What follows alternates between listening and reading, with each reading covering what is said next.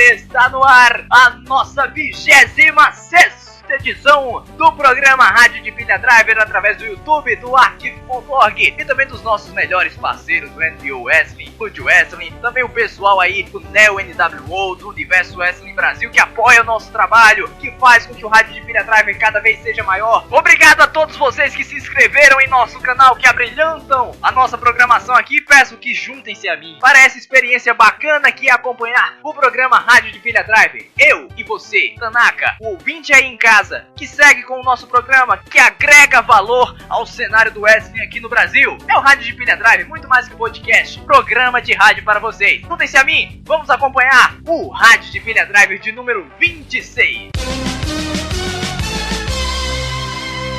E para abrir o programa de número 26 do Rádio de Pilha Driver, convido o nosso querido argentino Rubem Marcelo Rabina, The Ripper, que em breve estará aqui no Brasil para sua tour de despedida dos rings, para trazer as suas histórias, que são sucesso do Rádio de Pilha Driver, figurinha carimbada aqui no nosso programa. Essa conexão bacana entre os hermanos brasileiros e argentinos. E bem, Ripper, meu amigo, qual a história que você nos traz para hoje? Saudações. Oi galera, boa tarde. Uma vez mais aqui, neste espaço da Rádio Pilha Driver. Obrigado sempre pelo convite, ao amigo Tanaka. Aqui estamos para uma nova história que o Ripper conta. Hoje, um dia especial, vamos falar de uma história que aconteceu em 1988. Eu tinha só 2 anos na indústria da luta livre. Eu comecei em 1986, mas em 1988 eu fiz minha primeira gira, minha primeira viagem na luta livre com a turma de um mestre. Não vamos falar nome hoje, mas somente o sentido, o final que tem esta história é uma vez mais mostrar a vocês que a luta livre não é tudo color de rosa maravilhoso. A história de hoje acontece na Bolívia. Na Bolívia do ano 88, eu estava treinando na turma de meu mestre aqui em Buenos Aires e aconteceu que tínhamos convite para fazer uma gira na Bolívia, na cidade de La Paz, Cochabamba, Potosí e Santa Cruz de la Serra. Nesses dias, o presidente da Bolívia é o presidente Banzer, lembro disso. Chegamos, fomos muito bem recebidos, ficamos no hotel 5 estrelas na Paz, bacana, bacana, bacana. Tudo igual de primeira, maravilha. Mas o empresário que levou nós outros, a toda a turma, somente integrada por lutadores argentinos, nenhum boliviano, fazíamos luta livre para crianças, uma luta livre fácil, melhorada, alguns golpes tínhamos proibido, então o trabalho era muito fácil. Eu lembro os primeiros trabalhos assim, a escola era muito nova para mim, e essa era a minha primeira viagem com parceiros e mestres. O empresário falava, é um cara raro, um cara misterioso. Ele era, como se chama, de guarda-espalda, o cuidador de la custódia do presidente Banzer da Bolívia. Mas tempo depois, anos depois, eu pude comprovar que, por conversas com parceiros e amigos da Bolívia, que este cara era um narcotraficante muito popular na Bolívia, mas nós não sabíamos. Mas aqui tem que ver com isso. Quando acabou a gira, quando acabaram todas as apresentações, eu lembro que fizemos umas 10, 12 eventos, toda a Bolívia em 10 dias. Um evento por dia tínhamos. Ficávamos muito cansados. Ele nos despediu a todos com uma grande janta para todos nós, no hotel mesmo, Hotel 5 Estrelas. Ele havia alugado o salão principal do hotel. Ele chegou, saludou, cumprimentou a todos nós e falou com meu mestre. Lembro que dizia: "Ei, tudo conforme, tudo bom, tudo deu certo. Tudo certo, obrigado. O pagamento estuvo bom." E lembro que um parceiro meu falou: "Sim, estuvo bom, mas pudo haber sido melhorado, pudo haber sido melhor." E o cara mudou o color do rosto. E lembro que o cara ficava sorriente e ficou sério. E cambiou o color do rosto, mas fala: "Como que pudo ser melhor? Quanto cobrou você por lutar?" E falemos em números redondos. Eu cobrei R$500 por lutar. Como R$500? Se eu fiz um pagamento por cada um de vocês de R$2.000. Meu mestre começou a mudar seu rosto de todos os colores. Parecia um arco-íris. Então, nunca vou esquecer essa cena de cara sacando de seus pantalones uma arma de fogo, uma pistola. Lembro que era prateada imensa, grande. Acho que havia sido um calibre 45, pelo menos. E colocou na cabeça de meu mestre.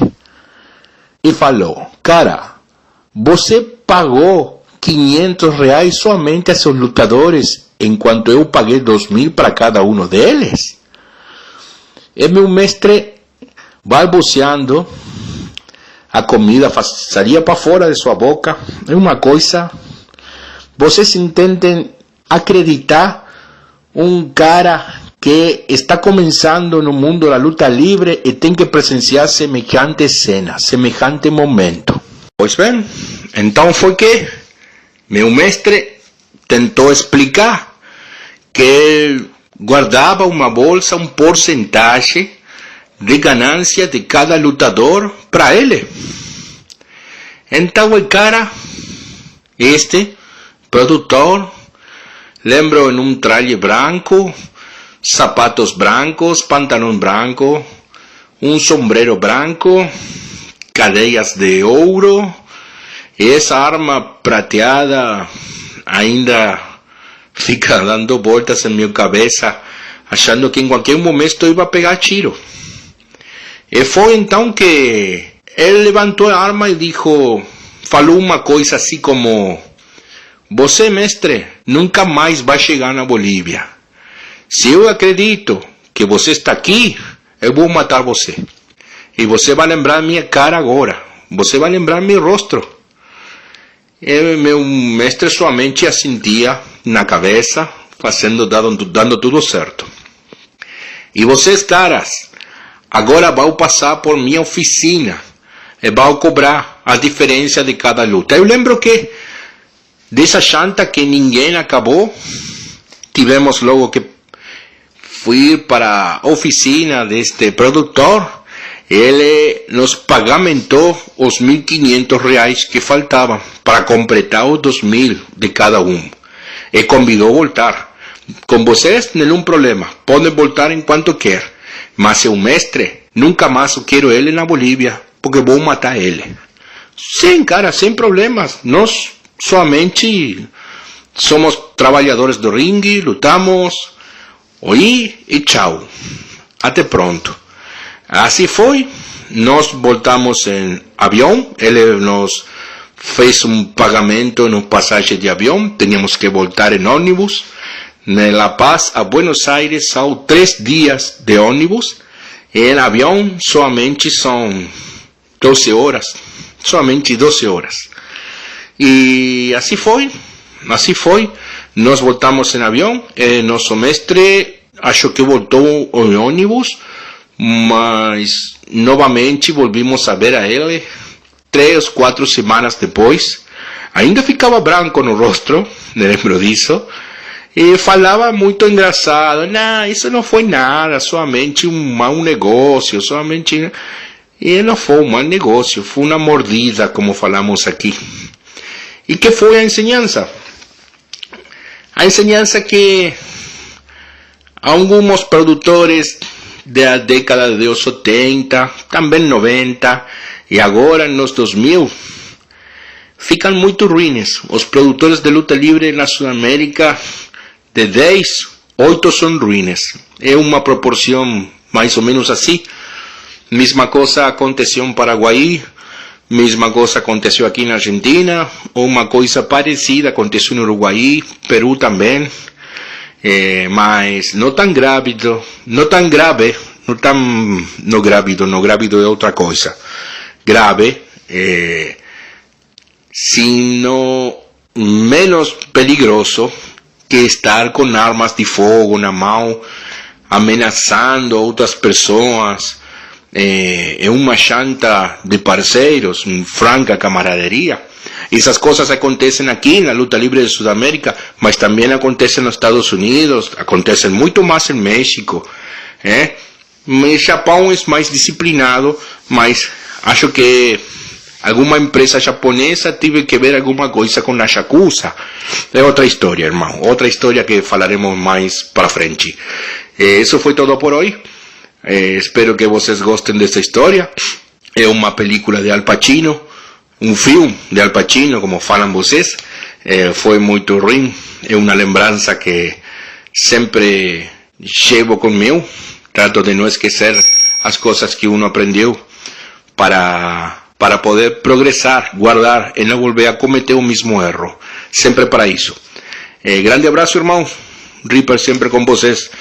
Vai comigo em meu coração. Parabéns pra você nessa data temida. Close passou Ronaldo, show do Kroos e Kedira. É Mille, é Mille, é Mille, é Mille, é Mille. É Noé, é Noé, é Noé, é Noé, é Noé. Oscar fez um 7-1, 7-1, 7-1. Como todo dia é um 7-1 diferente, eu inicio as curiosidades da semana nesse aniversário de 1 ano. No caso da data de gravação de 1 ano do 7-1 que o Brasil tomou da Alemanha, inicio as curiosidades da semana com essa figura tão amigável, tão legal, quase um Zizi do Taufenalf, só que numa versão brasileira. E por isso eu chamo ele, Vitor Alves, aqui pro nosso programa, o nosso Zizi brasileiro, só que com, sei lá, 200 quilos a menos. Saudações, Vitor. Pois é, saudações, Tanak, e aí galera do Rádio Pilha Drive. Eu sou o Zizi que o Zizi quer ser, sabe? Não tem nexo essa afirmação. Mas nada tem nexo na vida. O Brasil tomando 7-1 da Alemanha, uma Copa em casa. Mas foda-se, não é isso que a gente vem falar hoje. Bom, para começar as curiosidades desta semana. Bom, em edições anteriores eu tinha trazido sobre o início do Mr. Anderson no wrestling, que ele tinha perambulado pelo cenário indie, coisa e tal. E um dos, assim, points mais reconhecidos que ele passou, não só ele, como inúmeros outros nomes que eu vou citar aqui, é o Teddy Pide Invitational Tournament, da IWA Mid-South. Bom, esse torneio era, como eu já disse, ele é produzido pela IWA Mid-South e teve início no ano de 2000, por criação de Ian Rotten, mas com o nome de Sweet Science 16. O nome trocou após a morte de Rocco Rock, que tinha o nome real de Ted Pide, como o próprio nome que eles trocaram sugere, né? E esse nome foi trocado como forma de homenageá-lo e tal, e aconteceu de fato até o ano de 2008, com as edições de 2009 e 2010 sendo canceladas. A ideia era apresentar os lutadores mais técnicos do cenário independente, e grandes wrestlers já foram vencedores deste torneio. Alguns nomes assim só para citar: o BJ Whitmer, o Matt Sydal, que no caso era o Evan Bourne na WWE, o Low Ki, AJ Styles, Chris Hero, e entre outros, né? Além desses nomes, outros grandes nomes do cenário do wrestling independente também, como Samoa Joe, o Mad Dog 20, que é o Son of Havoc no Lucha Underground, Roderick Strong, Super Dragon, CM Punk, entre outros inúmeros, assim, sabe? Se eu for falar todos, eu vou passar o resto das curiosidades falando só deles. As 3 primeiras edições do Sweet Science 16/Teddy Kids Invitational Tournament tiveram 16 participantes, talvez por isso o 16 no começo do nome. A partir de 2003, o número aumentou para 24 e as finais eram disputadas em three-way matches. Assim, os vídeos desse torneio são bem difíceis de serem achados, mas um torneio que eu destaco é o de 2004, que a final foi Bryan Danielson versus Samoa Joe versus AJ Styles. Bryan Danielson, no caso, Daniel Bryan, que vocês todos conhecem. Então eu recomendo vocês assistirem este vídeo. Se encontrarem. Tem lá na página da BW, mas acho que é só os highlights, é muito difícil você achar, acho que deve ter mais os de 2008, 2007, por aí. Nas companhias. Bom, mas vamos passar aqui pra próxima. As independentes normalmente não deixam muito na internet, assim, muito evidente. É muito mais, como o acesso é muito fácil, eles acabam conseguindo recursos, apagam, pede conta, esse tipo de coisa. Exatamente. Bom, vamos passar aqui para a próxima curiosidade, que é o seguinte. Bom, em meados de 1996, a World Championship Wrestling, vulga WCW, tentou contratar Tommy Dreamer para ser o tag team partner de Marcus Bagwell, no caso o Buff Bagwell, aquele chupa-rola de Scott Steiner na WCW, coisa e tal. Bom, o Tommy recusou a proposta e em seu lugar a WCW contratou Scott Anton, renomeado como Scott Riggs, formando a tag team The American Males. Marcus Bagwell e Scott Riggs foram ex-WCW World Tag Team Champions, mas acho que o Tommy Dreamer fez a escolha certa no final das contas. Será? Eu acho que sim, viu? Eu acho que... Você vê só a temissão daquela tag team, você já percebe que ele fez boa coisa em ficar na ICW. Na vida aparecem algumas oportunidades que algumas vezes não podemos nem chamar de oportunidades. A vida engana com algumas oportunidades. Bom, mas vamos passar aqui adiante. Você com certeza já viu algum wrestler utilizar o super kick em algum combate. Ultimamente tem sido até normal. Consiste em acertar o oponente no osso com um chute lateral crescente. Mas quem foi o inovador desse golpe? Não foi nenhum wrestler famoso que você possa imaginar, mas sim o pro wrestler britânico Gentleman Chris Adams. Antes o golpe foi denominado por nomes como Powerful Thrust Kick e Judo Kick, mas foi com o nome de Super Kick que o golpe foi se tornando popular até os dias de hoje. Em toda a sua carreira, Chris venceu mais de 15 títulos nela, tendo lutado por promoções no Reino Unido, território de desenvolvimento da NWA, WWE, WCCW, WCW, entre outras. Uma rivalidade interessante e curiosa em sua carreira foi em uma passagem pela WCW com Glacier, em uma, entre aspas, batalha dos Super Kicks, devido a ambos usarem o mesmo finisher. Chris Adams faleceu em 2001, vítima de uma overdose. Ainda bem que não foi de Super Kick, né? Pois é. Já que se tornou algo tão fatal, né? Um golpe tão reconhecido por Shawn Michaels e o caramba. Morte. Mas não causa. Se bem que não é bom morrer de overdose também. Não que morrer seja uma coisa muito boa, sabe? Não é uma coisa tão legal, né? Pois é. Bom, quando a gente fala de Junior Heavyweight Division, os primeiros nomes que aparecem na nossa mente são Tiger Mask, Jushin Thunder Liger, Último Dragão, entre outros que são conhecidos e lembrados por sua história e contribuição ao desenvolvimento da divisão. E do Pro Wrestling em geral, claro. Porém, um outro grande nome que não é tão lembrado pelo mainstream é o de Naomichi Marufuji. O tio que manda dropkick por cima da terceira corda.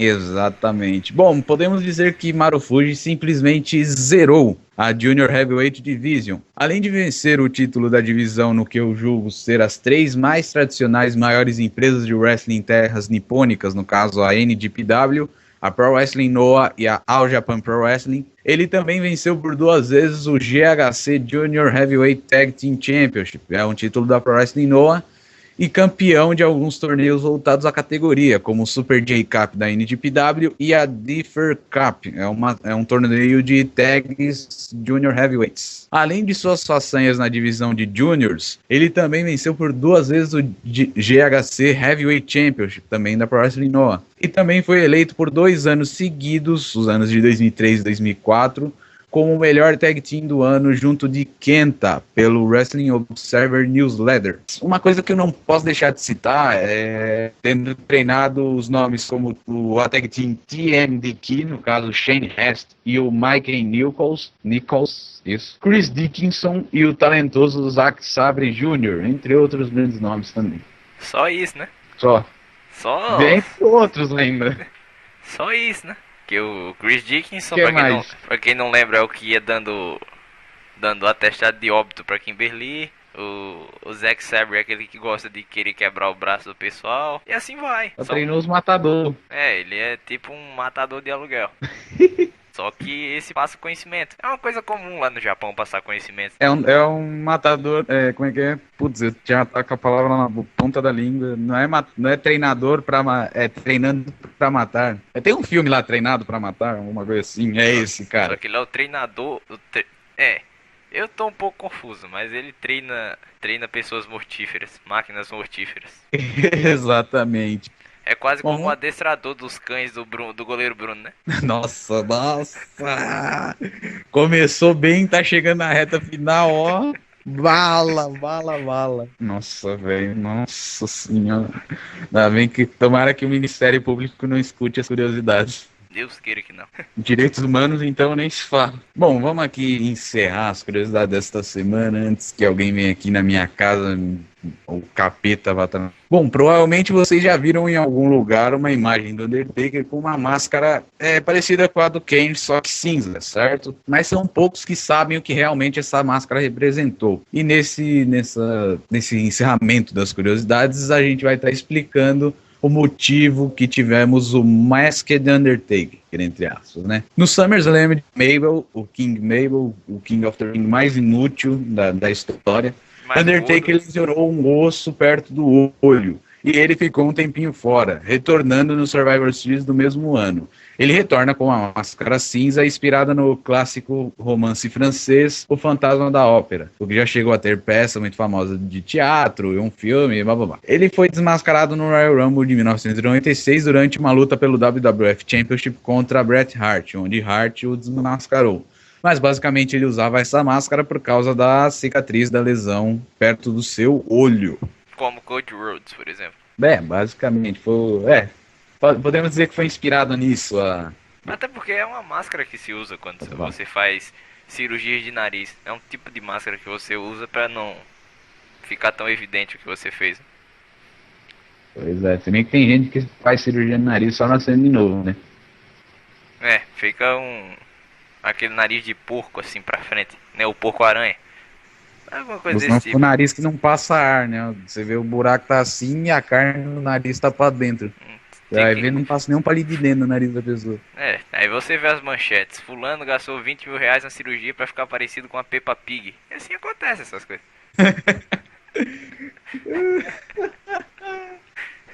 Acontece. Puta que pariu. Em uma época que todo mundo quer parecer com um boneco, Fulano gasta 20 mil reais pra parecer com a Peppa Pig, não me surpreende. Mas enfim, o Undertaker não queria parecer com a Peppa Pig, disso eu tenho certeza. Talvez o Mabel sim. O Mabel sim. O Mabel na parte física. Ele queria parecer com o maior porco daquele desenho, que eu não sei. A Black Peppa Pig. A Peppa Pig a Peppa Pig das cotas, tá ligado? Eu acho que já tá bom por hoje, né?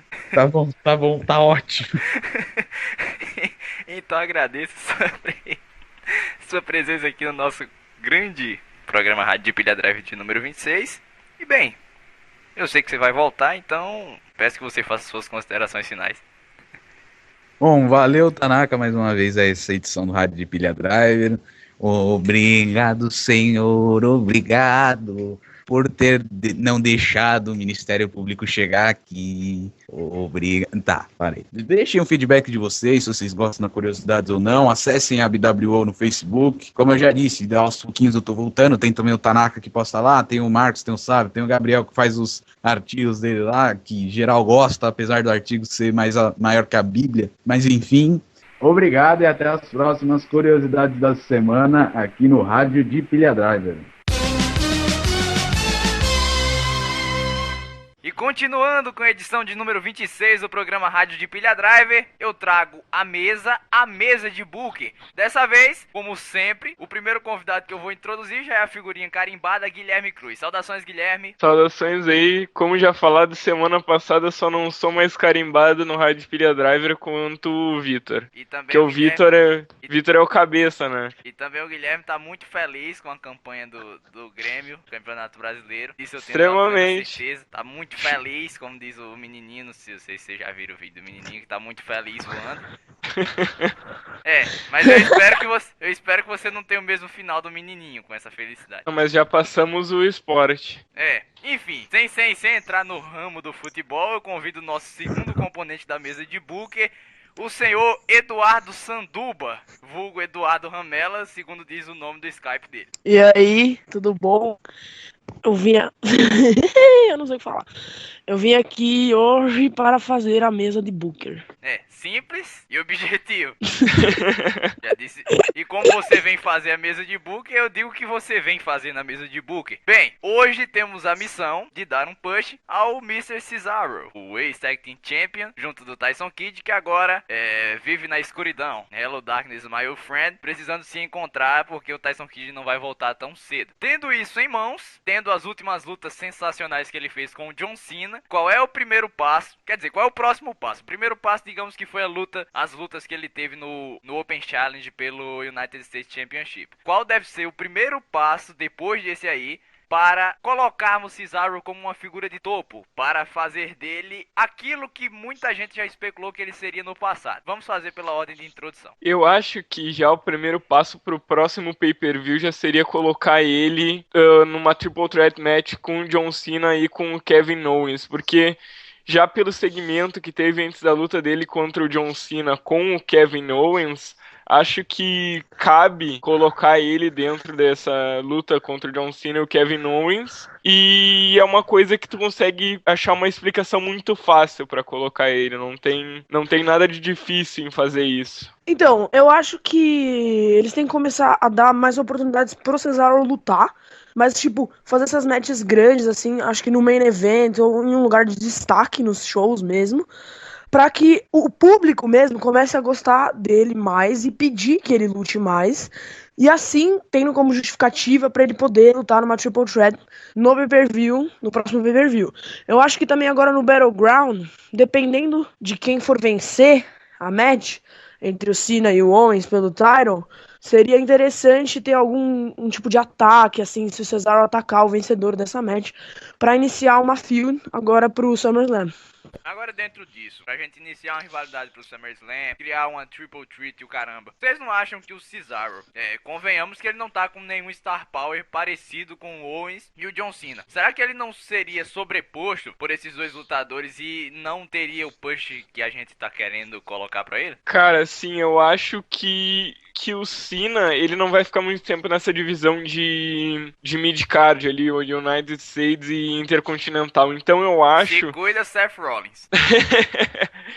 Eu acho que colocando o Cesaro nessa match e o Owens saindo como vencedor, daria pra fazer uma feud muito fácil entre Owens e Cesaro, tanto com qualidade quanto... É uma feud quase que perfeita, a gente pode falar assim. E com esse embate a gente pode dar um up no Cesaro. Sim, eu concordo, mas é tipo... Por exemplo, o Cesaro, se você for pegando as últimas matches dele, ele vem lutando muito bem. Eu acho que, assim, sem o Tyson Kidd, deu oportunidade do push single dele. Só que os outros dois, como o Cena e o Owens, estão num nível muito alto com a crowd, assim, a field tá tendo muita atenção em cima. É muito difícil o Cesaro entrar nessa field como underdog, entendeu? E aí, para isso que eu citei anteriormente, ele fazer uma sequência de várias matches sensacionais pra crowd gritar, this is awesome, meu caramba, pra poderem ver o underdog como favorito da crowd, entendeu? Como era o Daniel Bryan, assim, é óbvio, não naquela escala, mas sabe, tem uma base assim.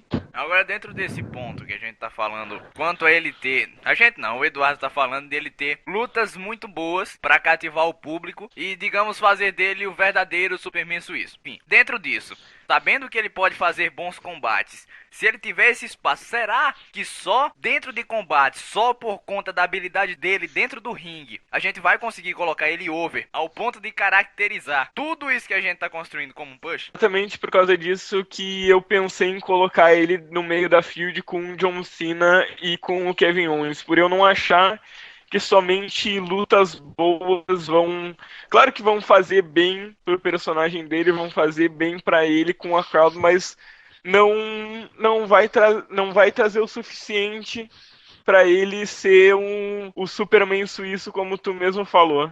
Sim, pode ser, mas eu acho que, por exemplo, no artigo que eu fiz lá na NBO, eu falei sobre o Sami Zayn, que ele podia fazer no main roster, entendeu? E aí eu citei um negócio que seria meio que interagir com o público, assim como o Daniel Bryan fez, com aquela catchphrase e tal. Alguma coisa, eu não sei exatamente qual, pro Cesaro, por exemplo, agora, falando dele, pra ele poder fazer com que o público preste atenção nele de uma maneira fácil, que ele não precise ter muita mix skill e tal. É óbvio que o que fizeram com o Bryan foi botar ele contra uma maior figura de poder, o que dá pra crowd uma sensação muito, tipo, é óbvio que a gente vai gostar desse cara. E é o que não precisariam fazer isso com o Cesaro, mas poderiam fazer ele interagir com o público de alguma maneira, com uma catchphrase, até com um manager pra falar por ele e tal. E agora a gente chega no ponto que, na verdade, eu também queria chegar realmente. Não nada ao nível de Aksana, pelo amor de Deus. Não vamos colocar um Aksana de novo com o nosso querido Cesaro, da sua época mais sombria como Antônio Cesaro, que ele muito bem foi United States Champion. Muito bem, teve alguns combates interessantes, mas faltou algo pra gente caracterizá-lo como uma estrela do futuro. Então, será que... eu não sei por que eu tô cogitando isso, até porque, na verdade, nunca acabou a parceria dele com o Paul Heyman. Será que juntar ele novamente, a Besta e o Superman, qualquer coisa do tipo, e fazer dele um aliado de Paul Heyman novamente, não seria ponto-chave pra gente botar esse homem no topo? É um ponto a ser levado em consideração, porque esse negócio de Paul Heyman Guy do Cesaro nunca acabou. Eu não me lembro direito como é que foi, só me lembro que o Cesaro disse que ia seguir o caminho sozinho, um negócio assim, eu não me lembro direito. Ele foi literalmente colocado de lado. E pode ser uma coisa que dê a ele mais credibilidade, por causa do Paul Heyman, mas eu acho complicado porque qualquer cara que a gente pense em elevar pro main, não digo pra main roster, pro cara ter mais pulp, digamos assim, a gente pensa em colocar ele com Paul Heyman. Acho que dava pra tentar uma coisa diferente com o Cesaro, não colocar um manager, mas não colocar alguém que não seja colocar alguém que não seja o Paul Heyman, desculpa. Mas convenhamos que ele não deu certo nem com a Aksana e muito menos com o Zeb Coulter. Não, o Zeb Coulter não tinha como dar certo, né?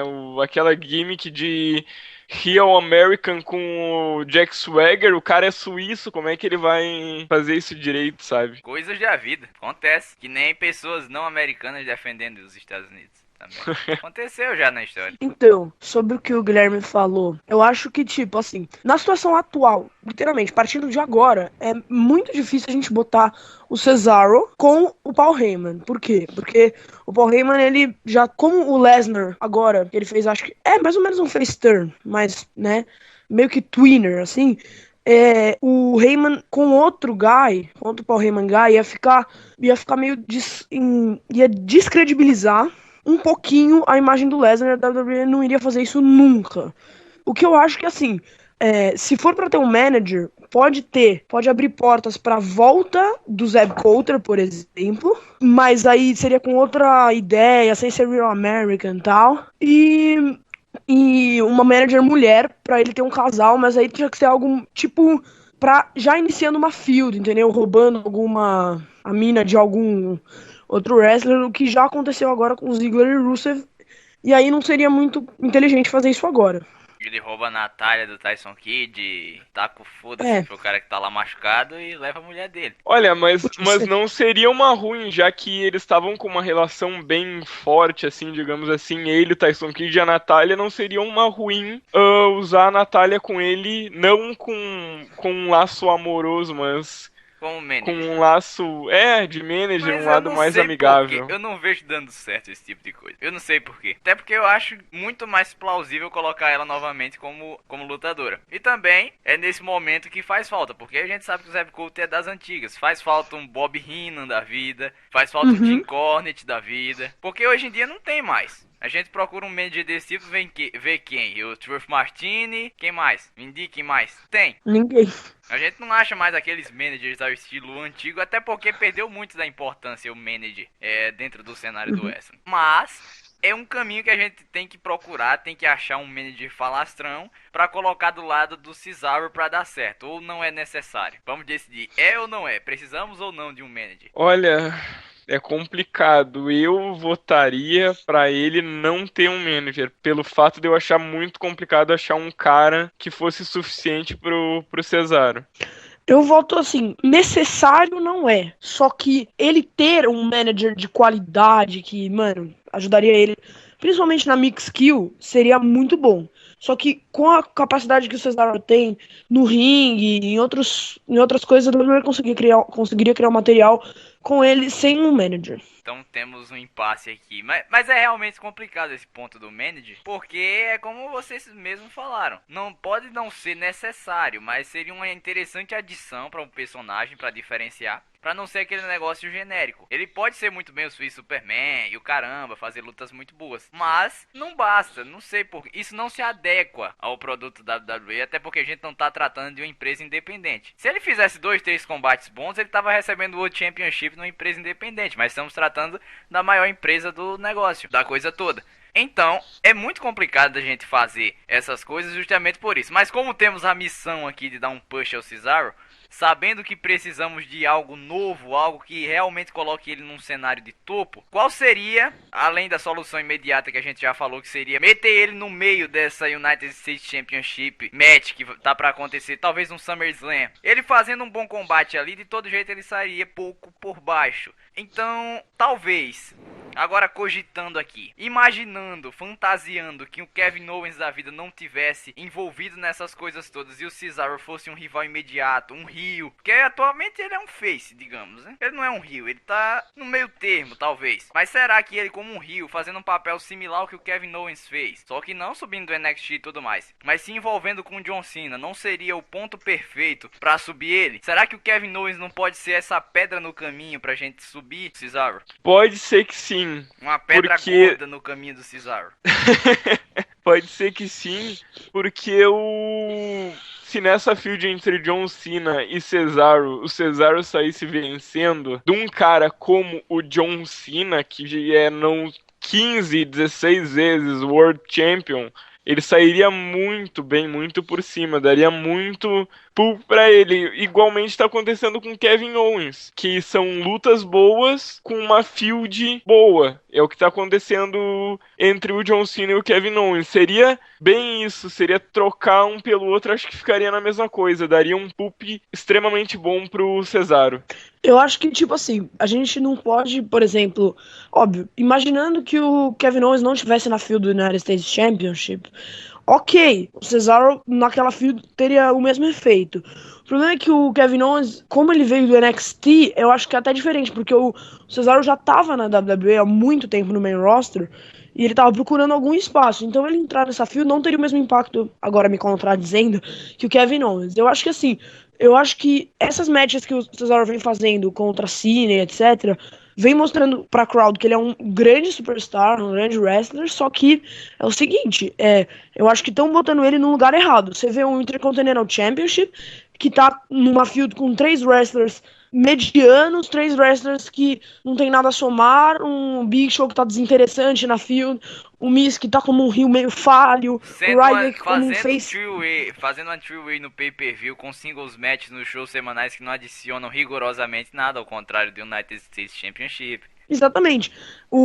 E o Ryback como um face, babyface totalmente canastrão, bem merda. Então, então fica meio assim, por que o Cesaro não tá lá? Porque a WWE já mostrou pra todo mundo que o Cesaro é um puta wrestler. Mas será que ele não colocar tá... o Cesaro lá não seria ruim? Não é melhor? Porque eles... tudo bem, vamos ganhar do Ryback, do Big Show, do The Miz, do caramba ali daquele lado. Mas o que é que isso vai adicionar pra ele? Primeiro, eu acho que assim, ganhar do Ryback realmente não adiciona muita coisa. Eu acho que seria interessante o Intercontinental Championship mudar de mãos pra alguém que tenha. Que nem fizeram, por exemplo, na WrestleMania, que queriam dar destaque pros dois titles e que eles fizeram. Deram pro Cena e pro Bryan. Se, por exemplo, o Daniel Bryan, agora sem essa lesão, tivesse com o title e o Cesaro fosse lá e fizesse uma boa storyline, talvez, tipo, ele fingindo que era face, depois fazendo um heel turn, fazendo uma tag, sei lá, fazendo alguma coisa pro Cesaro vencer o Daniel Bryan de maneira limpa, como heel, um grande heel, seria muito bom pra ele, até porque ele ia ter um title e ele ia ter um certo destaque. Então concordamos aqui que se ele fosse heel, ele teria bem mais oportunidades do que agora. Um heel, digamos, um heel, né? Aquele heel. Aquele porque Rio. ele já foi heel. É que ele já foi heel uma vez e deu muito errado, porque quiseram upar ele como se ele fosse um grande heel e etc. Só que para um heel ser um heel característico, assim, pro público, o heel. ele precisa de... Exatamente, pra ele ser um heel, ele precisa de uma mix kill razoavelmente boa, assim, pra ele ter alguma coisa pra falar, e precisa de uma gimmick característica, forte, assim, não adianta ele se jogar um heel assim, porque daí ele vira mais um Damien Sandow da vida, entendeu? Perfeitamente. Vou ter que patentear mais um termo agora. Depois de veracidade, que vem o Rio. Tá, mas agora eu vou mandar uma pra vocês. Vocês sabem quem é o Rio mais Rio que existe? O Rio Saito da Dragon Gate. Não, é o Alberto Del Rio. Alberto Del Rio. Tá merda. E agora eu vou mandar outro. E agora que já acessaram os seus argumentos, vamos continuar de Cesaro. Então, meu Deus do céu. Pera aí que eu tô tentando me reconstruir. Então, sabendo disso tudo, qual seria o ápice, né, do nosso push para Cesaro? A gente vai colocar ele no WWE World Championship. Vamos aproveitar que o United States está lá em cima, tá como um cinturão secundário, como um World Heavyweight Championship da vida. Era antigamente o Big Gold Belt, e colocar ele com esse cinturão no ápice, né? Não agora, vamos falar do ápice desse push dele. Ou vamos inverter as coisas, vamos colocar ele contra um Randy Orton, um Sheamus da vida pra rivalizar. Olha, o ápice dele, eu acho que é complicado falar do ápice do Cesaro, porque provavelmente quando o Tyson Kidd voltar, eles vão voltar a ser tag. Cesaro vai... Mas pra isso a gente tem, digamos, um ano. Temos o prazo de um ano partindo de agora para o Battleground do ano que vem. Acho que não chega a World Title, e o máximo que ele vai chegar aí, eu acho que é nessa linha de mid-title, como o Intercontinental e o United States. Até fields contra caras maiores, como tu já falou, como o Randy Orton e tal, mas eu acho que o ápice mesmo vai ser essa conquista de algum desses dois títulos. Eu acho que, por exemplo, o Jake the Snake Roberts e o Bray Wyatt, por exemplo, não conquistaram. O Bray Wyatt até agora, o Jake the Snake nunca. Conquistaram títulos dentro da WWE, da WWF. Nem vai conquistar, provavelmente. Existem personagens e heels ou faces mesmo assim, que eles estão lá pra rivalizar interpromocionalmente, não sei, sem ser por title. E eles estão lá pra fazer boas matches e boas rivalidades, entendeu? Então, mas pra isso precisaria de uma mix kill. Eu acho que o ápice do Cesaro é que assim, né? Aí vai como se, imaginem, suponhamos que existe ainda o World Heavyweight Title, porque aquilo lá sim era um title, acho que pro Cesaro conseguir atingir, ganhando, por exemplo, a Money in the Bank do SmackDown, na época que tinha o World Heavyweight Title, tal, antes de unificar, porque isso seria muito bom pra ele ia ter uma posição de destaque, ele ia conseguir fazer feuds com esses mesmos que você falou, Randy Orton, Sheamus, só que valendo um title que tem um grande peso dentro da WWE, que poderia ser valorizado com o Cesaro nele. Agora, pra mais uma questão aqui que me veio em mente, será que dando esse King of the Ring, não fazendo a mesma coisa que estão fazendo, pelo amor de Deus, será que dando o King of the Ring desse ano para o Cesaro não seria o ponto perfeito? Tudo bem que a gente não sabia o que ia acontecer com o Tyson Kidd, né? Tem como você prever esse tipo de coisa, a menos que você seja o Juscelino da Luz e manda carta pro pessoal, aquele vidente lá que fica mandando carta para quem morre, depois a imprensa tá divulgando. A menos que você seja um Juscelino da Luz da vida, não tem como saber. Mas será que dando esse King of the Ring e fazendo uma construção interessante, digna de rei, será que não seria bom pro Cesaro esse tipo de coisa pra dar uma upada nele, fugindo totalmente dessas ideias que a gente teve? Se fosse um título de King of the Ring levado a sério, como não estão fazendo com o King Barrett, acho que seria muito proveitoso pro Cesaro pra dar um up nele.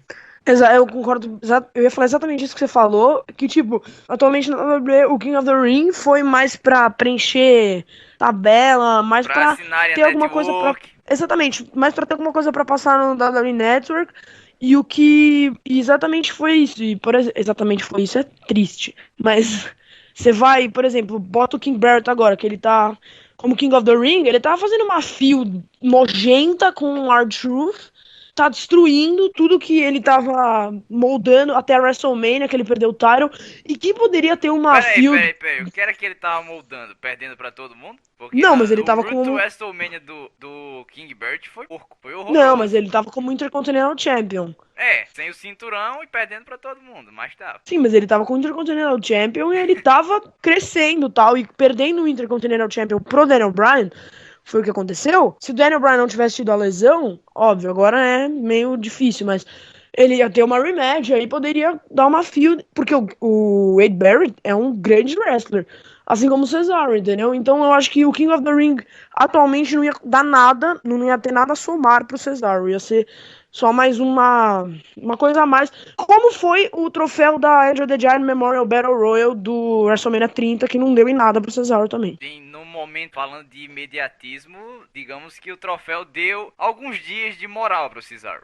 Dias. Deu um slam no Big Show e o caramba, só que não foi aproveitado. O problema da WWE talvez não seja aproveitar o momentum. Quando acontece, você tem que ir violentamente, porque senão você perde. Foi o que aconteceu com o Cesaro. E, ao meu ver, né, talvez o King of the Ring tivesse o mesmo efeito que o troféu, mas eles poderiam aproveitar, ao contrário do que fizeram com o troféu. A WWE não tá sabendo aproveitar nem King of the Ring, nem o Andre the Giant Memorial Battle Royal. Como também foi com o Big Show, que eu achei que poderia... que o Big Show tinha vencido. Exatamente, eu achei que o Big Show podia ter um crescimento depois que ele venceu a Battle Royal, mas também não acabou, não deu em nada. Exatamente, eles estão usando... O Miz Down acabou, a rivalidade com o Miz moiou, ele piorou, e assim vai, esse tipo de coisa. Eles não conseguem aproveitar. Eles não tem conseguem, um momento, exatamente. E se for tentar depois, não dá certo. Daí exatamente, é por isso que eles... a gente precisa criar esse momentum aqui na nossa mesa de Booker pra jogar ele aos cães. Se ele der errado, aí ele vira Elisa Samud. Mas se der certo, ele baixa o Superman lá, consegue lutar contra esses cães. Se é que me entende. Não, mas sim.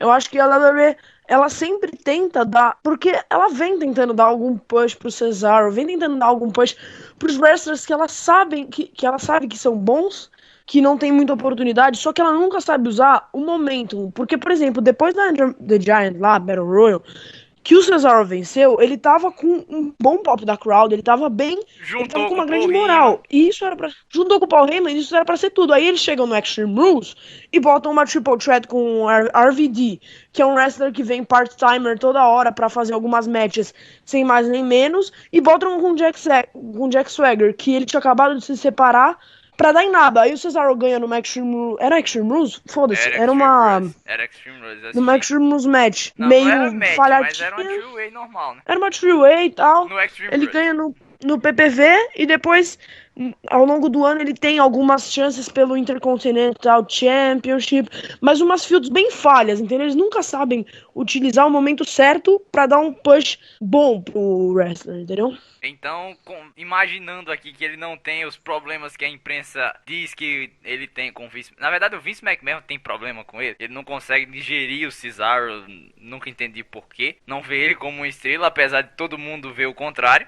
Eu particularmente, eu estranho muito essas coisas que saem na imprensa, porque sempre é aquela história. Tem um queridinho do público, daí a imprensa diz, Triple H tá a favor dele, Vince McMahon tá contra. Isso é desde que eu comecei no negócio 2011, 2012, que eu vejo esse tipo de notícia. E é sempre a mesma coisa. Vince McMahon parece que só gosta dos caras com 70 anos pra lutar. Se ele pudesse, ele colocava o Hércules Hernandes pra lutar no meio do ringue, no WrestleMania, no main event. Não é bem assim. Mas, apesar de eu suspeitar de tudo quanto é esse tipo de coisa, não falta aquele empurrãozinho, aquela mão santa que teve com o Kevin Owens pro Cesaro. E talvez envolver ele, né? Talvez o momento não seja agora nessa United States Championship Match, porque ele vai ser ofuscado, muito provavelmente ele vai ser ofuscado. Mas, diante disso, com ele tendo boas atuações, a gente pode transicionar ele para uma rivalidade posterior a essa, que pode dar muito mais moral para ele do que se envolver com o Cena e o Kevin Owens. Não que envolvendo-se com os caras que estão com mais moral dentro do plantel agora seja ruim, mas ele tendo um bom desempenho ali e indo para outra rivalidade, talvez seja melhor do que ele só ir para compor uma three-way qualquer, fazer uma luta legal e depois ser esquecido. Então talvez a gente possa usar o SummerSlam para criar esse momentum que a gente tanto focou aqui, para depois fazer o teste de fogo em outra rivalidade maior. Contra o Randy Orton, não sei, vai que o Randy Orton ganha o Intercontinental daqui pra frente, daí rivaliza com o Cesaro e cria esse momento. Pode acontecer N coisas, não que a gente vai colocar ele, por exemplo, contra um Sheamus da vida que ganhou a maleta. Vai que o Sheamus perde momentum e a gente precisa de alguém com momentum que seja justamente o Cesaro. Existem N possibilidades, mas eu não sei se vocês compactuam comigo nesse ponto, que a gente pode usar o SummerSlam para criar esse momentum e depois fazer um plano a longo prazo para o Cesaro. Pode ser. Eu acho que o Cesaro, para entrar nessa field do United States Title com uma Triple Threat, eu acho que seria errado pra ele. O que seria legal seria ele entrar nessa field, mas ele entrar, por exemplo, direito na field, individualmente, e aí o que ele ia fazer?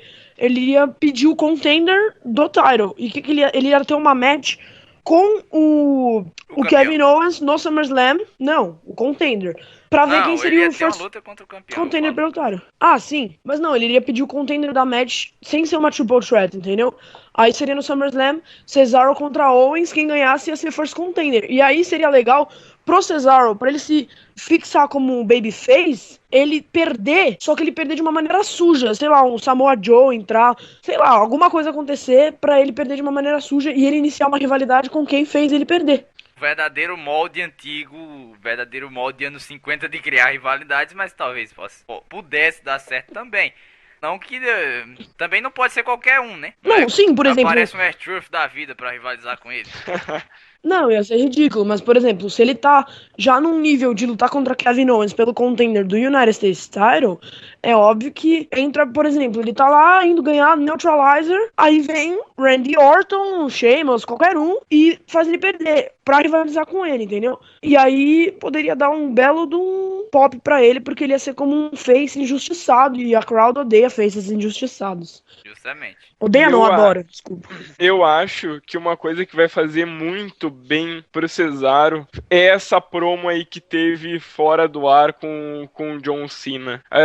O Tanaka mesmo falou que o Vince não engole muito o Cesaro, mas como a gente sabe, o John Cena praticamente manda na WWE. O Vince come a merda do John Cena. Exatamente. Então, cara, não vou achar estranho se o Cesaro passar a ganhar mais atenção agora, depois dessa promo que o John Cena fez a favor dele. Se bem, Guilherme, eu não tenho muita certeza, mas eu acho que já aconteceu várias e várias vezes do John Cena elogiar o Cesaro. Eu acho que não foi, talvez não em um show semanal, eu acho que nunca aconteceu assim, mas eu lembro assim, um reflexo na minha memória me diz que já teve algum momento em alguma parte que ele elogiou o Cesaro. Não sei se foi numa entrevista, enfim, não importa. Foi entrevista, foi. É algo que não é de hoje, mas enfim, não sei o que é que pode acontecer. Vai que pressionam pra dar um push pro Cesaro, faz um movimento, um Superman movimento lá no meio do ringue, sei lá o que pode acontecer. Mas enfim, dentro desse ponto, concluída a nossa missão, mesmo que com alguns poréns, mas temos vários caminhos que vão ser decididos por vocês aí de casa. Você segue o caminho que você quiser. A gente supôs vários por aqui. E bem, peço as considerações finais, caso queira adicionar alguma coisa, esse push, algum adendo. E a despedida de vocês que se encaixa nas considerações finais. É isso aí então, galera. Valeu por mais uma mesa de Booker. Apesar de algumas como a gente pode dizer, algumas divergências nossas aqui, cada um tem a sua opinião, cada um bucou de um jeito, mas é isso aí, valeu e até a próxima. E o Eduardo não conta muito porque ele é fanboy do Cesaro, né? Exatamente, não posso falar muita coisa. Ele ia ganhar do Seth Rollins no Battleground já, ia interferir Fechado. na luta do... É, ganhar do Seth Rollins e do Brock Lesnar. Nesse meio termo ele pegava a maleta do Sheamus, ganhava nos shows semanais, depois no Battleground fazia o casting em cima do Brock Lesnar e levava o cinturão. Não, melhor, ele venceria do Sheamus a maleta no main event ou no Superstar. Não, tinha que ser no main event ou no Superstar. Por mim, o Cesaro tinha que ficar que nem o último Dragon, com todos os titles e tal. Mas não, foi muito da hora fazer essa mesa de Booker. Espero que eu venha em mais, porque foi super legal. E é isso aí, foram opiniões diferentes e acho que a maioria delas poderia dar certo. É só a WWE prestar atenção num grande wrestler que é o Cesaro. E muito obrigado a vocês, Tanaka e Guilherme, e a todos aí de casa. Então, galera, diante disso e sabendo que quem manda no programa sou eu, então se a mesa de book é minha, a opinião que conta é a minha. Então, sabendo que eu sou o Vince McMahon da situação, vocês vão ter que seguir pelo que eu mandei. Foi só hipocrisia da minha parte, mas enfim, não, tô brincando. Mas enfim, a gente segue com o nosso programa Rádio de Pilha Driver por aqui. E eu me despeço dos rapazes e digo que em uma futura edição, Guilherme eu sei que volta, eu não sei do Ramela, porque ele tá alternando, mas ele deve voltar também. A gente sempre faz esse rodízio legal na mesa de booker, mas o Guilherme se recusa a sair. Eu pago pra estar aqui, eu pago pra estar aqui. Acontece esse tipo de coisa. Então, falou galera pra vocês. Então, amigos, continuando essa edição de número 26 do programa Rádio de Pilha Driver, introduzo para vocês agora o Divã para Fã. Para quem ainda não captou a ideia do quadro, basicamente alguém senta aqui no nosso divã para dissertar sobre algum tema de seu interesse relacionado ao wrestling. E bem, ninguém tem direito de fazer nenhuma objeção, rejeição, não concordar. No caso, eu, como sou apresentador, posso fazer algumas perguntas. Como o dono do divã, eu tenho o direito de questionar, não de expressar minha opinião. Mas quem irá expressar a opinião, como foi sugerido pelo nosso amigo Carlos Gomes na última edição do Divã para Fã, consequentemente na última edição do programa Rádio de Pilha Driver, é o Giovanni Soares, companheiro dele de Wrestling Cast. Saudações, Giovanni. Saudações, Tanaka. Salve, salve, rapaziada que está ouvindo o Rádio de Pilha Driver. Para quem me conhece, eu sou o Giovanni, do canal Pro Wrestling Games. Fui convidado para participar do Divã para o Fã e estou aqui para participar do programa. É isso aí. E já que o Carlos colocou você nessa roubada, sobre o que é que você vai falar aqui no Divã para Fã? O que eu posso falar? Eu acho que um assunto que a gente chegou a comentar em janeiro no Royal Rumble, né? Que já passou do tempo, mas não passou o assunto, foi essa situação da IWC hatear alguns lutadores que a WWE tá querendo impor no seu plantel, né? Tipo assim, a velha situação do Roman Reigns, que graças a grande maioria perdeu o título da WWE sem ter lutado, perdeu o título da WWE fora do ringue e foi complementado dentro do ringue, entende o que eu tô querendo dizer? Essa é a situação da IWC hoje em dia.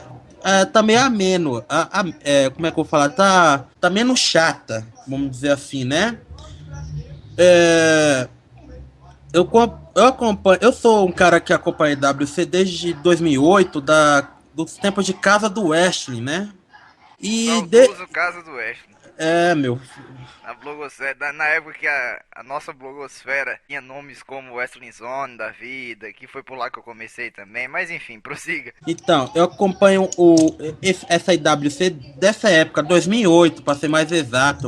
Eu assistia a WWE no SBT, sábado, 4 horas da tarde.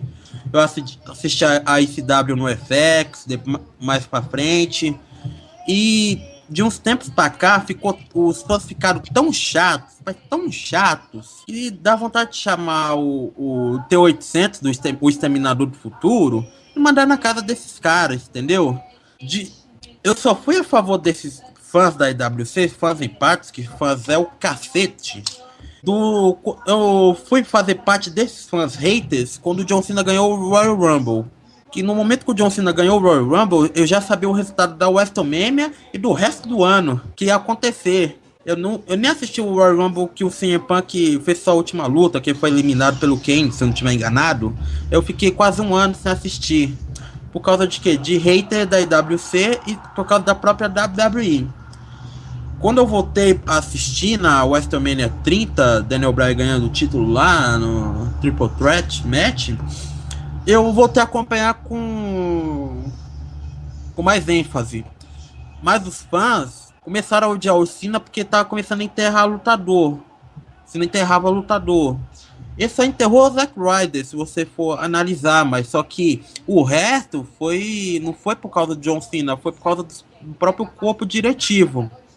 E a IWC continuava culpando o John Cena. Hoje, o John Cena eu vejo que o John Cena teve uma evolução por causa desses haters da IWC, que tanto criticava ele antigamente, e hoje, em vez de ele estar enterrando lutadores, está mostrando mais lutadores, está evoluindo os lutadores. O Kevin Owens, que foi uma surpresa até então, de vir lutar com o John Cena, ele vai sair dessa Feld no main roster, coisa que ninguém previu, e ainda pode eventualmente perder o NXT, já perdeu o NXT Champion por Finn Balor, ele tem grandes chances de ganhar o título americano do John Cena, e daí levar mais ainda o título americano, que estava em baixa. John Cena ergueu, e o Kevin Owens pode elevar mais ainda. Isso aí, essa situação que a WWE está passando de reformular e tudo, foi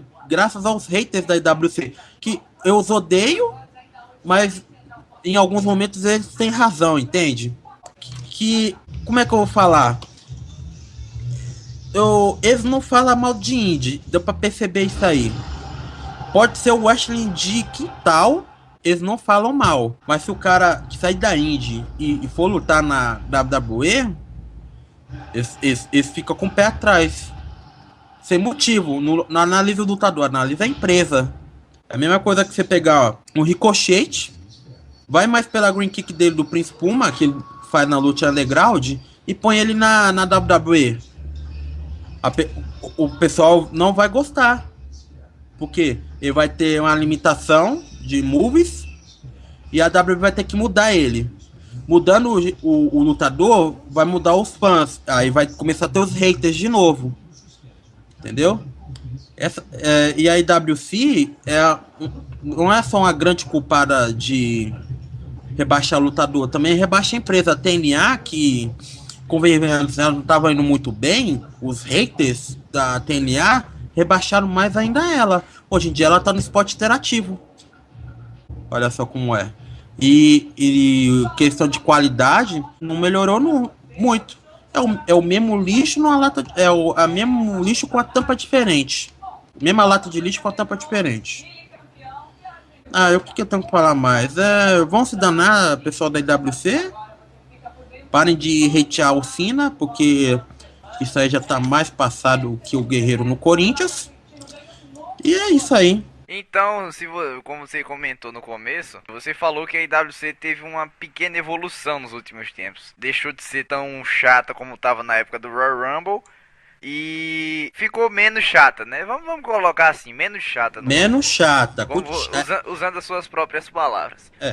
Você acha que isso se deve a WWE tá tentando mais agradar a IWC? Sim, por isso que eu falei do Kevin Owens, porque o Kevin Owens, na época Kevin Steen, era um dos mais adorados wrestlers das indies. Ele era um cara que chamava o público, entendeu? Tanto como o Rio como o Face. E esse pessoal, quando ele foi contratado pela WWE, a gente criticou, porque ele não poderia ter a liberdade que ele tinha nas indies na WWE. Quando mostrou que ele ia começar pelo NXT e tudo, os fãs já diminuíram um pouco a bola. Aí quando ele começou, teve aquela estreia dele, que ele quebrou o nariz e tudo, os fãs não falaram mais nada. Começaram a gostar, bateram palma pro NXT, que há muito tempo não fazia. Entende? A WWE quer agradar esses fãs, porque esses fãs que falam mal acabam influenciando os outros. Faz tempo que eu não vejo um público só do Cena, entende? Que só fica gritando Let's Go Cena. Faz tempo que eu não vejo o pessoal, maioria fãs do Cena. Não tô vendo mais isso. Tô vendo o pessoal fã do Seth Rollins, tô vendo o pessoal fã do Brock Lesnar, mesmo ele nem tá aparecendo semanalmente. Eu tô vendo ainda uma pequena evolução da torcida do Roman Reigns, que não tá como antes. Deu uma amenizada, tá um pouco mais agradável de ver as entradas dele, o público torcendo pra ele, né?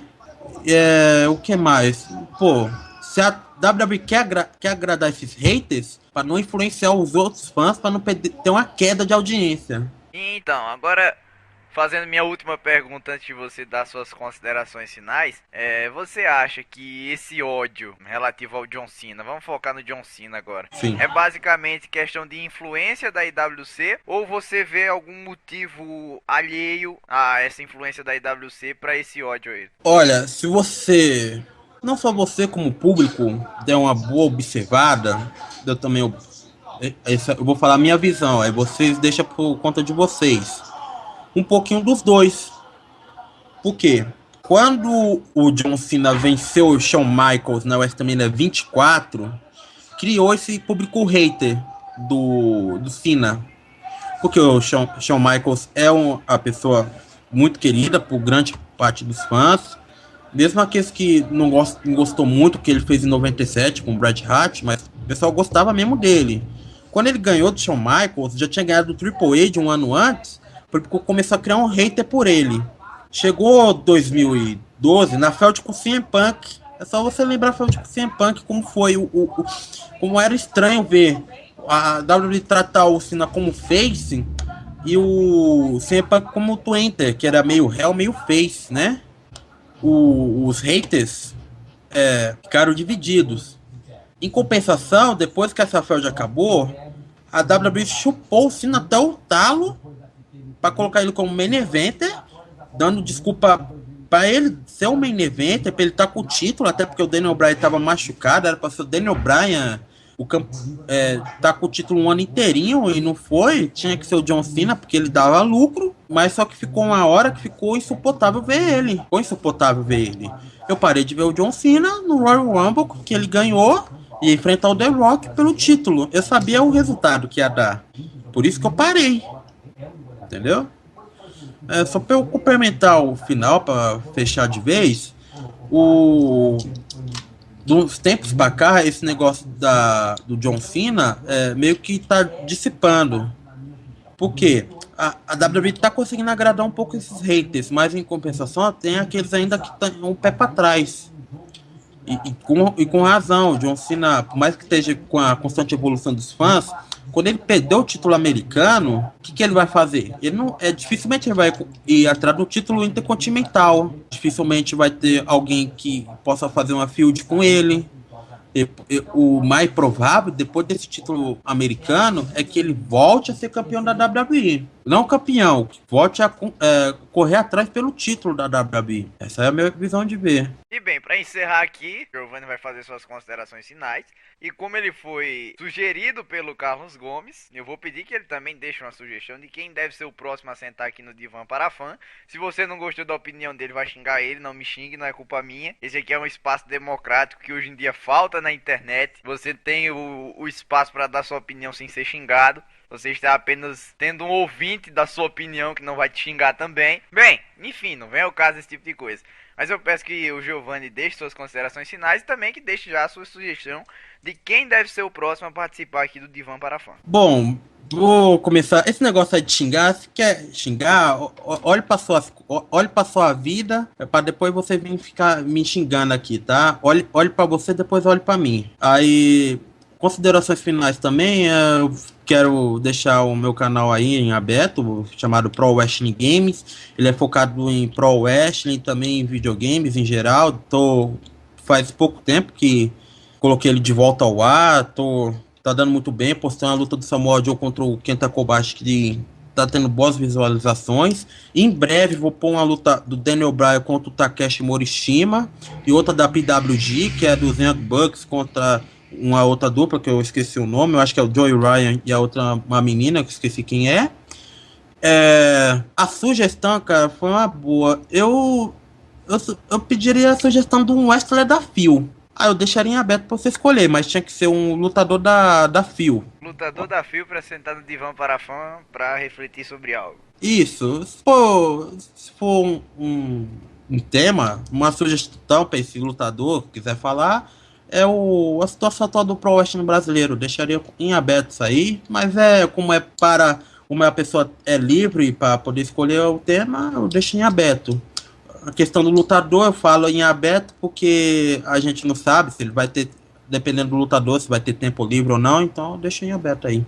Então, ok, agradeço a sua presença por aqui, Giovanni, e digo que o nosso programa continua. A gente segue com a nossa edição de número 26 do programa Rádio de Pilha Driver.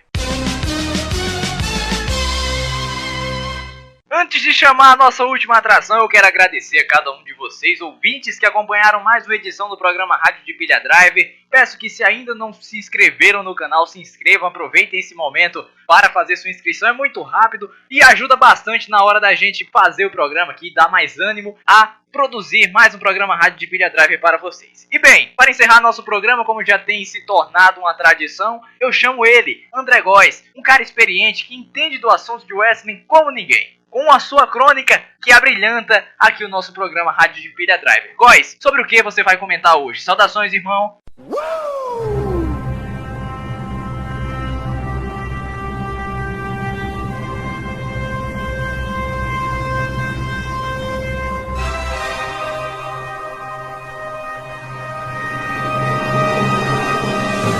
Circulando pelas ruas de limusine, voando em jatinhos particulares, se auto-intitulando o jogador mais sujo, o garanhão de ouro, mas conhecido mundialmente como Nature Boy, detentor da façanha de ter conseguido ganhar o título mundial em 16 vezes por diversas federações, líder e mentor dos mais respeitados e temidos stables, enfim, não faltam adjetivos para ilustrar a carreira desse ícone do Pro Wrestling mundial, Ric Flair. Richard Morgan Flair nasceu em Memphis no ano de 1949. Estreou no Pro Wrestling aos 23 anos, em dezembro de 72, tornando-se um sucesso na década de 70. Seu estilo marcante e inconfundível até hoje é referência para muitos lutadores, devido à sua habilidade no microfone de se autopromover e também a maneira intensa de lutar. Um old school que também se torna hardcore. Inclusive, uma pena Flair não ter passado pela ECW. Flair supostamente havia se aposentado em 30 de março de 2008, numa luta épica no WrestleMania contra Shawn Michaels. Todavia, devido à sua dificuldade financeira, The Nature Boy voltou aos ringues por outras federações, dentre elas a TNA, para novamente entreter os fãs. Atualmente, Ric Flair firmou contrato com a WWE por conta de aparições em eventos e direitos de marketing. Dentre os seus legados, Flair tem no NXT a sua filha Charlotte, lutadora promissora que vem se destacando. Com tudo isso, Flair, que ainda revelou que tem pique para lutar nos dias de hoje, fascina por suas histórias de superações e tragédias e continua como fonte de inspiração para diversos lutadores. Tenho comigo, particularmente, que ele é o melhor que já vi em todos os tempos. Vou ficando por aqui. Meu forte abraço a todos.